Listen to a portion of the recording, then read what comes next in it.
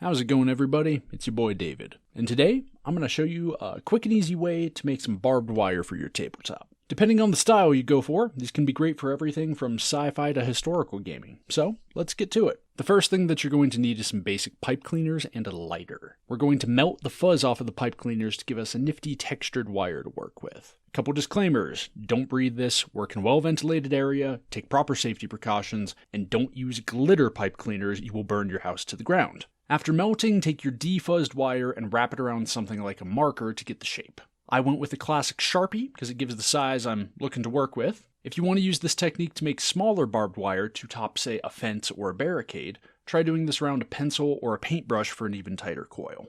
After making the wire, we need something to mount it to. For this, I cut a set of toothpicks in half, then glued them into an X. After that, I fumbled through trying to tie some thin strands of twine around the center, and then finished that off with a dab of glue to help keep it in place. Next up is bases. I used jumbo popsicle sticks here, trimmed and shaped with a set of garden shears, and then sanded smooth. Cut to whatever size you want to do, or whatever your preferred game system recommends. I opted for 2.5-inch bases. After prepping your bases, we're going to glue the pieces on. I recommend hot glue here to get a solid hold. I also used the hot glue to add a bit of mass to the center of the base so our flocking can look a bit more organic. Feed the spirals of the wire through the crosses and then bend the ends to keep them in place. I also took one of the loops on each base and melted a spot in the glue to attach it to. This will keep the wire grounded a bit better. Next up was a black spray coat, followed by some base colors. I'm going with wood for the crosses and gunmetal for the wires. I followed this up with some dry brushed highlights on top of my base colors.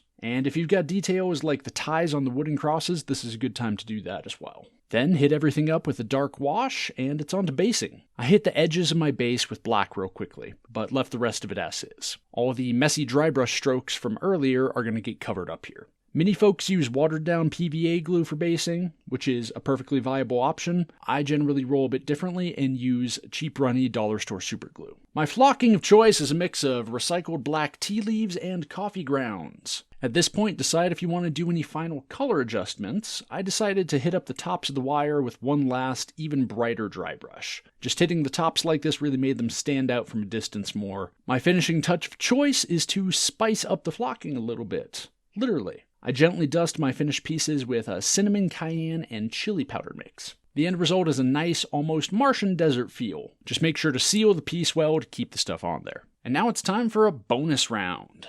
With some minor alterations, you can make a variety of different types of barbed wire.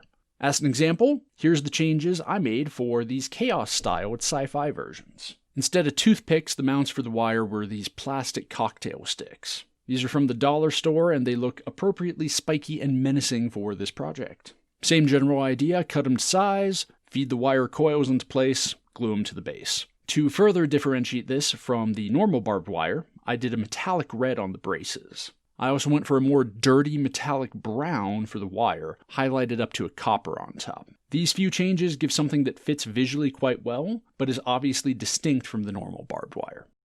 And that's it for this build, folks. Hope you enjoyed. Stay safe, sane, and crafty out there, and I'll see you in the next video.